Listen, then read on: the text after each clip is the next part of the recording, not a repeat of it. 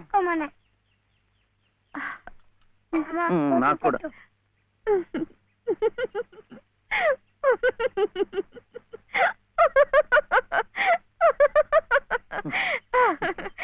ఏమిటిది? ఈ అవతారాలేమిటి, ఈ చీరలేమిటి, ఈ డామాలేమిటి? పట్టు పంచ లేదు కదా, అందుకని ఇది కట్టుకున్నాను. ఇవాళ ముక్కోటి ఏకాదశి, నువ్వు కూడా నామాలు పెట్టుకో, గుడికి వెళ్దాం.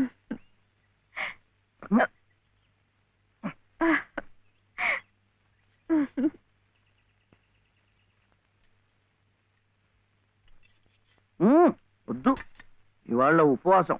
ఏమి తినకుండా ఉంటే ఎంత పుణ్యమో. ఇక ప్రతిరోజు ఏకాదశి, ఇంట్లో సరుకులన్నీ నిండుకున్నాయి. రోజు ఉపవాసం ఉంటే ఇంకా ఎంత పుణ్యమో. అమ్మాయి నాకు ఇప్పుడే ఆకలి వస్తుంది. వద్దు వద్దు, వద్దురా వద్దురా, ఇది చూస్తే నాకు ఆకలేస్తుంది. మనం గుడికి వెళ్ళిపోదాం, అక్కడ సినిమాలు చూపిస్తున్నారట. భక్తి సినిమాలు చూస్తే ఆకలేదు. డబ్బు ఇవ్వక్కర్లేదు, ఊరికే చూపిస్తున్నారు. మొదటి సినిమా పాత సంపూర్ణ రామాయణం చూస్తూ నిద్రపోవచ్చు.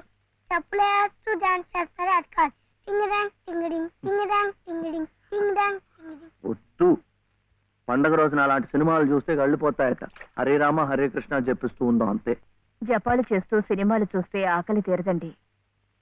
2 పూట్లు గడిచే మార్గం చూడండి. ఏముంది, సరుకులు తెచ్చుకుంటాం, వండుకుంటాం. అదే, ఎలా తెచ్చుకుంటాం?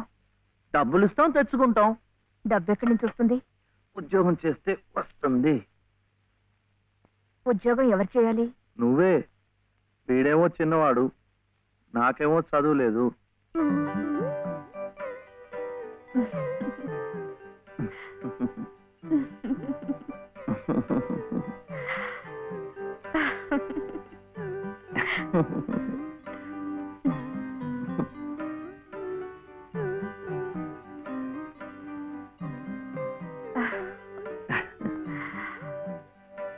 అలాగే.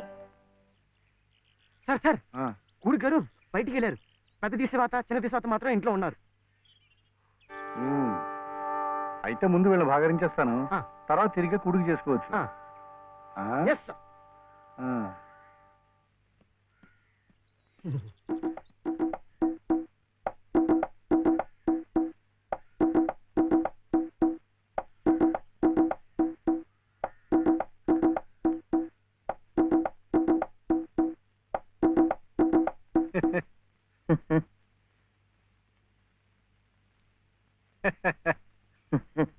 ఆహా, పెదవులు మీ చిరునవ్వు, పేరు శివుడు, పెట్టినవి పంగనామాలు.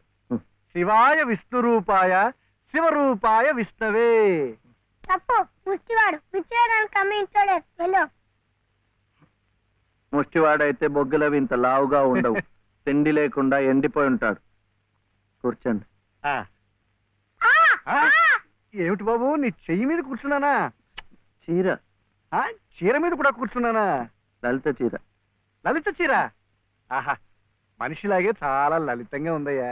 ఏమిటక్కడ కనిపించరు? లలిత గారు లేరు. లలిత గారు ఉద్యోగానికి వెళ్ళారు. అన్నన్న చెట్టంత మొగాళ్ళం మనం ఉండి మొగ్గలాంటి ఆడదాన్ని ఉద్యోగానికి పంపిస్తా ఉంటాయా? ఛా, అసలు ఆడదంటే ఏమిటి? స్త్రీ. స్త్రీ అంటే ప్రకృతి. ప్రకృతి అంటే ఆడది. స్త్రీ, ప్రకృతి స్త్రీ. అటువంటి స్త్రీ స్వరూపాన్ని మన ఇల్లు కాదని అర్థమైన గడపలు తొక్కిస్తా ఉంటాయా? చిచిచిచిచియా. ఈ విషయం వినగానే మగ పురుషుణ్ణి నా తలే కాళ్ళ దాకా వెళ్ళిపోయింది. మరి నీ తల ఎక్కడి దాకా వెళ్ళిపోయిందో నాకు తెలియటం లేదు. తప్పే. పాపం లలిత చాలా కష్టపడుతోంది. కానీ నాకేమో చదువు రాదు, వీడేమో చిన్నవాడు. ఇవన్నీ అడ్డంకులు కావు, కాకూడదు, కారాదు. మగాడి ఏకైక లక్ష్యం ఆడదాన్ని పోషించడం, ఆ ప్రకృతి స్త్రీ ఆడదాన్ని సుఖపెట్టడం. ఇది నా థియరీయే కాదయ్యా. ఇంగ్లీష్ వాడు కూడా దొరసానమ్మల్ని పోషించుకోవడానికి బెగ్, బారో ఆర్ స్టీల్ అన్నాడు. బెగ్, ముష్టెత్తుకో, బారో అప్పు చెయ్యి. మళ్ళీ తీర్చలేం కదా. వద్దు, అందుకే స్టీలు, దొంగతనం చెయ్యి. కరెక్ట్. అందుకే ముష్టి బెస్ట్ అని ఫస్ట్ ను పెట్టాడు. ముష్టెత్తుకోకూడదు. కుర్రవేళకి అర్థం కావటం లేదు. పసజ్ఞానం. ముష్టెత్తుకోవడం తప్పులేదనమాట. ఇప్పుడు ఇప్పుడు ఇప్పుడు నాకు ఇచ్చావయ్యా. మీరు కూడా నాకు చాలా నచ్చారు. అయితే మీరు బాబుని చూసుకోండి, నేను వెళ్ళి ముష్టెత్తు. సత్తు ఉన్న నిన్ను చూస్తే సత్తు పావలా కూడా వాళ్ళు వెయ్యరయ్యా. నీతో ఈ పసివాడిని తీసుకెళ్ళావనుకో, పాపం పసివాడిని 10 రూపాయలైనా ఇస్తారు. Child sentiment. ఈ ఏర్పాట్లన్నీ నేను చేస్తాను, కానీ ప్రకృతి స్త్రీని పోషించడం కోసం 2-3 గంటల దాకా తిరిగినా పర్వాలేదు. తిరుగు. నువ్వు నా కంటి ముందు సంగీత సాధన చేస్తున్నట్టే ఉంది. ఇంతలో ఎన్ని మార్పులు! శృతి తప్పకుండా ఆ రాముణ్ణి గానం చేసే నీ బ్రతుకు ఆ రామాలయంలోనే ఈ మలుపు తిరిగిందంటే అంతా భగవదీచ్ఛ. అంతా మన మంచికే జరిగిందమ్మా. బాబు కులాసాగా ఉన్నాడా? ఎక్కడ? ఆయన దగ్గర వదిలేసి వచ్చాను. మాస్టారు, మీరు నేర్పిన సంగీతమే నాకు ఉపాధి కావాలి. నువ్వేం కంగారు పడకమ్మా. నాకు తెలిసిన 4-5 ఇళ్లలో నీ సంగీత పాఠాలు ఏర్పాటు చేస్తాను. సరేనా?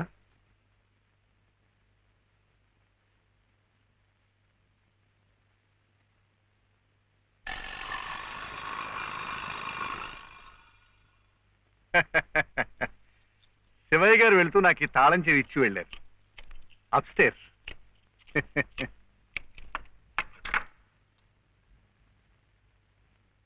ఏమిటో ఆల్చిప్పలా అలసిపోయినట్టున్నారు పాపం.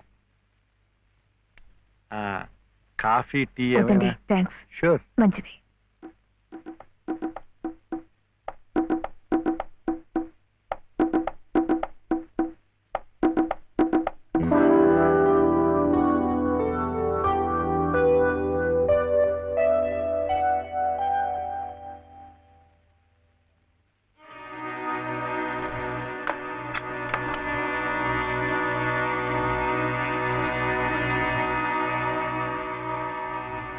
తీసుకోండి ప్లీజ్. ఇరుగు పొరుగును. మీరు అలసిపోతే నేను ఆదుకోవాలి, నేను అలసిపోతే మీరు ఆదుకోవాలి. అదేమిటోనండి నా జాతకం. ప్రకృతి స్త్రీ నా కళ్ళ ముందు కష్టపడుతూ ఉంటే చూడలేను, చూస్తూ ఊరుకోలేను. మీ సమస్యలు ఏమిటో నాకు చెప్పండి. ఆర్థిక సమస్య, దాంపత్య సమస్య, ఏ సమస్య అయినా తీర్చగలను, న్యాయం చేయగలను. మీ సహకార సానుభూతి నాకే వక్కర్లేదు. వెళ్ళండి. చూడు శివయ్య అర్ధరాత్రి దాకా ఇంటికి రాడు.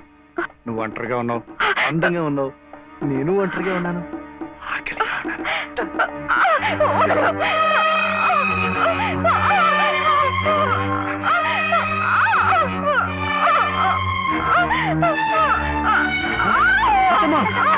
ఏమైందమ్మా?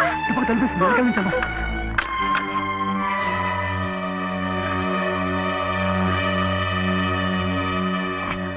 అంత పని చేశాడా ఆ నా కొడుకుని? వదలవు. ఏం జరిగింది? ఇంత తొందరగా వెళ్ళిపోతున్నారు పాపం.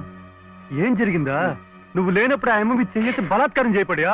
అలాంటి నరికి ముక్కలు చేయాలి. నన్ను ఇంత జరిగిన మగాడిని చూస్తూ ఊరుకోవాలా? వాడిని బతకనీయకూడదే, ముక్కలు ముక్కలుగా నరికిపోతేది.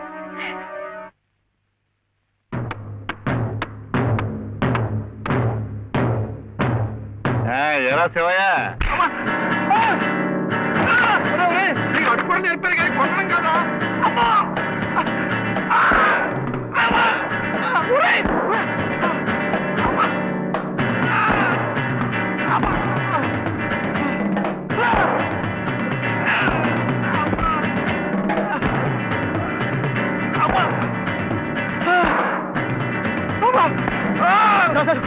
కొట్టకండి సార్, కొట్టకండి సార్. బాబాయ్ నన్ను చంపించాడు.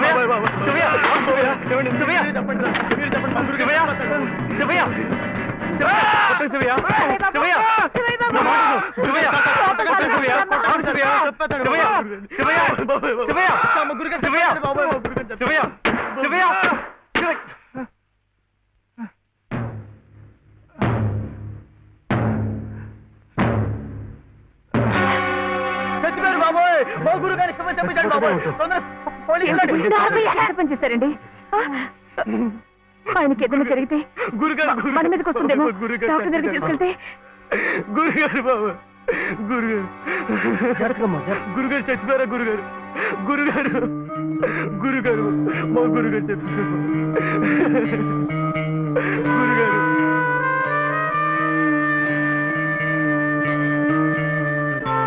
డాక్టర్ గారు, డాక్టర్ గారు నమస్కారం అండి.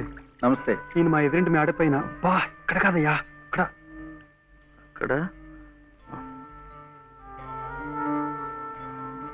డాక్టర్ గారు కాస్త అర్జెంటుగా చూడాలి సార్. ఏం జరిగింది? అది అది మెట్ల మించి దిగుతుంటే కాలు జారిపడ్డారు. నేనే కొట్టానండి. మీరా? నేను లేనప్పుడు అది కదండి, రెండో అంతస్తు మేడ. మెట్ల మించి దిగుతున్నప్పుడు కాలు జారినట్టుంది. పాపం. అబద్ధం, అన్ని అబద్ధాలే. నేనే కొట్టానండి. వీడు చాలా తప్పు చేశాడు కదు వెంకటస్వామి, అందుకని నేనే కొట్టా. ఏమిటండి మీరు కాసేపు నోరు మెదుపుకుంటూ ఉంటారా? నిజం ఏమిటో అడుగు. వెంకటస్వామి, శివయ్య ఇంటికి పద. నువ్వు కూడా ఏంటి మీరు వెళ్ళండి. నిజం ఏమిటో చెప్పాలి. వెళ్ళండి. ఇక్కడి నుంచి పద, అక్కడికి వెళ్ళి ముందు మాట్లాడుకుందాం. వెళ్ళండి. ముందు నువ్వు వెళ్ళు శివయ్య, అక్కడికి వచ్చి నిజం మాట్లాడుతున్నాను చెప్పాలా? కదా, నువ్వు వెళ్ళు.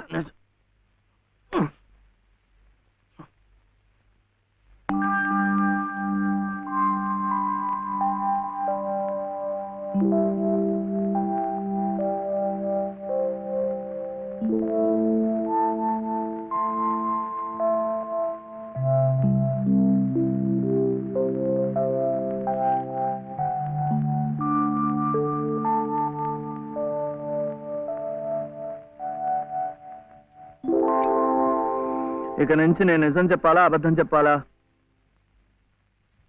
మీరిద్దరూ భోంచేశారండి? ముందు నేను అడిగిన ప్రశ్నకి సమాధానం చెప్పు.